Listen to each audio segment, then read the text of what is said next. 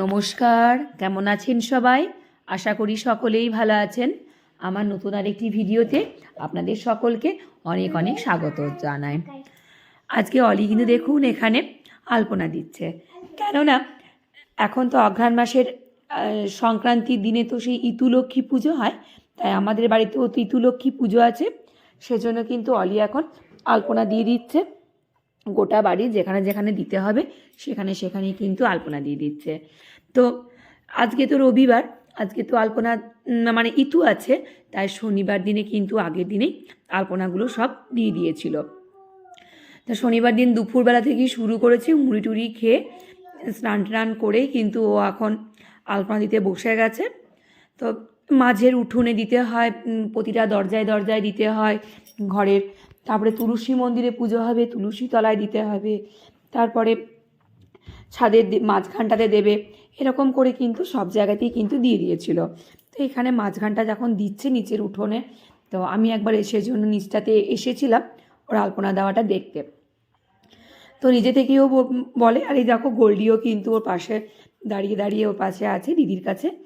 তো দিদিকে তার ডিস্টার্বটা করেনি, কেননা দিদি আলপনা দিচ্ছে, বসে বসেই দেখছিল। আর ওর হাতে একটি বার্ডস দিয়ে দিয়েছিলাম, ও বার্ডস নিয়ে ও আপন মনে ও কিন্তু রং টং করে যাচ্ছিল। তো দেখো মাঝ উঠোনের কলকাটা কিন্তু পুরোটাই হয়ে গেছে। নিজেই বললো আমি এটা গোল করে দেব কলকাটা, সেজন্য কলকাটা পুরো কমপ্লিট একদম ওর। মাঝ উঠোনে তো দেওয়া হয়ে গেছে, এদিকে কিন্তু তারপরে আমি ওপরে চলে গেছিলাম, কিন্তু বাইরের যে গেটটা আছে সেই গেটেও কিন্তু আলপনা দিয়ে দিয়েছে। নিজের মনেই যাই হোক এঁকেছে, এঁকে কিন্তু আলপনাটা পুরো কমপ্লিট করেছে। তা আমি ওকে বলে দিতে হয়নি মানে কি ডিজাইন দেবে বা কি, এখন মাঝে মধ্যে আলপনাটা দিচ্ছে, তো সেজন্য কিন্তু বেশ ভালোই দিয়েছে। এটা আমাদের ওপরের একদম ঘরে ঢোকার গেটে ওপরে, সেখানেও বেশ খুব সুন্দর একটি আলপনা দিয়েছে। এত সুন্দর আলপনাটা দিতে পারবে আমিও ভাবতে পারিনি।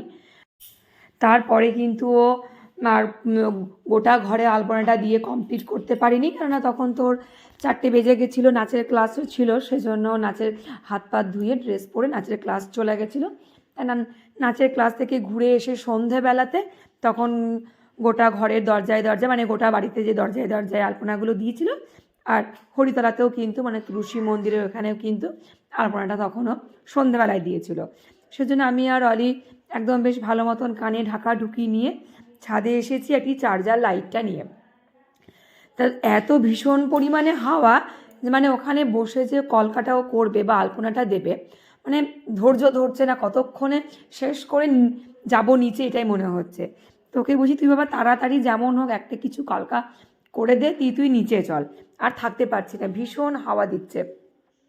তবু একদম মাফলার বেঁধে আছি, মুখে চোখে সব বেঁধে, শুধু চোখ দুটো খোলা আর হাতে করে আঁকছে বলে হাতটুকু বের করা আছে, ভীষণ ঠান্ডা। তা দেখো এখানে কিন্তু এটাও কমপ্লিট হয়ে গেছে। তুলসী মন্দিরের সামনেরটা এই পাগুলোও কিন্তু দিয়ে দিয়েছে, দেখো এখানেও গেটটা তো দিয়ে দিয়েছিল। তারপরে তো ভোরবেলাতে উঠলো, এবারে ইতুলক্ষ্মীর জন্য ঘট ভরতে, তখন 5টা বাজে। তোকে ডাকলাম, কোনো রকমের জামা প্যান্ট সব চেঞ্জ করে, দেখো ওর চোখে কিন্তু পুরো ঘুম, যেহেতু ওকে ভরতে হবে সেজন্য কিন্তু এইটা ঘরটা ভরে এনে বসালো। সেই কাঁটা শ্যাওলা আগের দিনে সব কিনে এনে রাখা হয়েছিল, তো সেখানে কিন্তু সব ওখানে ঘরটা ভরে নিয়ে ওখানে কিন্তু ও রাখলো। অলিকে দিয়েই আমি ঘরটা ভরা করাই, আর তার আগে অলি যখন হয়নি তখন আমি বা মা সব ভরতাম এইভাবে। তাহলে ঘরটাকে ভরে দিয়ে একটু প্রণাম করে একটা ঝুড়ি ঢাকা দিয়ে রাখলো, কেননা কাক টাক যদি সকালবেলাতেই মুখ টুক দিয়ে ফেলে সেজন্য। তো সকালবেলাতে এবারে পুজো ঠাকুরমশাই এসেছে, উনি এখন পুজো টুজো করে দিচ্ছেন যে ঘরটা ভরা হয়েছে সেখানে যা লাগে আম শাখা বেলপাতা ফুল দুবা তুলসী পাতা, একটা ধানের শীষ লাগে, আর সেই গাছ মূলো মানে মূলোর মধ্যে যেগুলো শাকটা থাকে ওই পুরো সমেত সবটা নিয়েই কিন্তু পুজোটা তো হয়, এটা ইতুলক্ষ্মীর পুজো।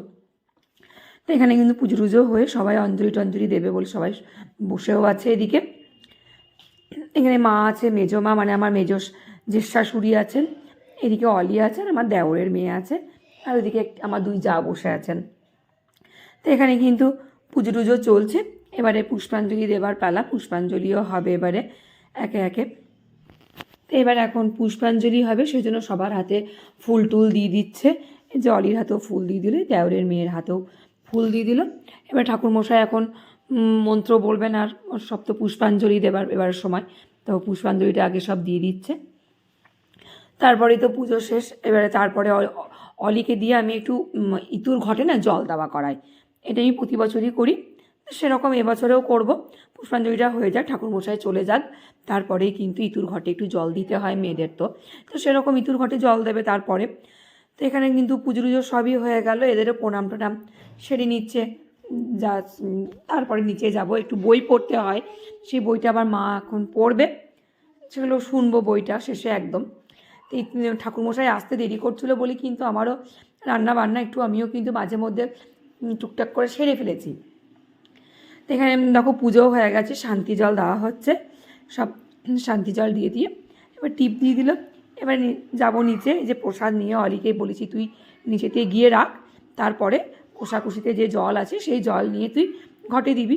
তো এই যে এখন ওকে ওকে তো বলাই হয়, প্রতি বছরই দেয়, সেজন্য এরকমই ও জানে যে কোষাকুষির জল নিয়ে ঘটে দিতে হবে, ফুল বেলপাতা দেবে। আর মিঠু মায়ের কাছে তো মনস্কামনা বলা বা মনের যা আশা আছে সেগুলো ঠাকুরের কাছে জানানো, সেগুলো সব ঠাকুরের কাছে এগুলো বলা হয়, সাধারণ ব্যাপার এগুলো।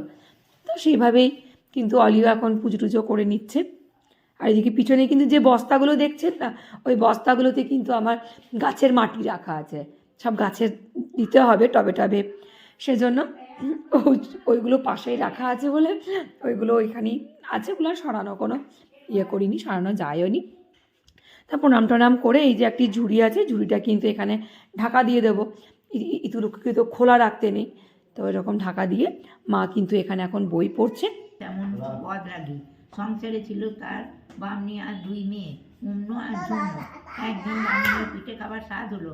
বামুন ভিক্ষে করে পিঠে চাল, গুড়, নারকেল ইত্যাদি জোগাড় করে বামনিকে বলল, পিঠে করো, কিন্তু খবরদার কেউ যেন একটিও পিঠে না খায়, আমার কষ্টের পিঠে খাবো আমি একা সব।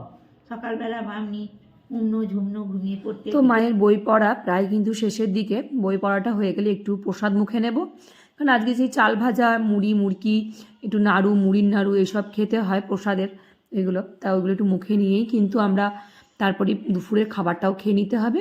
আজকে ওই মুগ ডাল, আতপ চাল সব সবজি দিয়ে এটা খিচুড়ি করে নিয়েছি, সকলের জন্যই ওইটাই করেছি আজকে, সকালে ওটাই খাবো। আজকে ঠাকুরমশাই পুজো করতে আসতে দেরি করেছেন, তো সেজন্য অনেকটাই বেলা হয়ে গেছে, সেজন্য আর বিশেষ দেরি না করে আমরাও কিন্তু দেখুন খাবার খেতে বসে পড়েছি প্রসাদ মুখে নিয়েই। এই যে গোল গোল করে আলু ভাজা, বেগুন ভাজা, চাটনি আর খিচুড়ি। তাহলে চলো ভিডিওটা এখানেই শেষ করি, দেখা হবে অন্য আরেকটি ভিডিওতে। কেমন লাগলো অবশ্যই কমেন্ট করে জানাবে।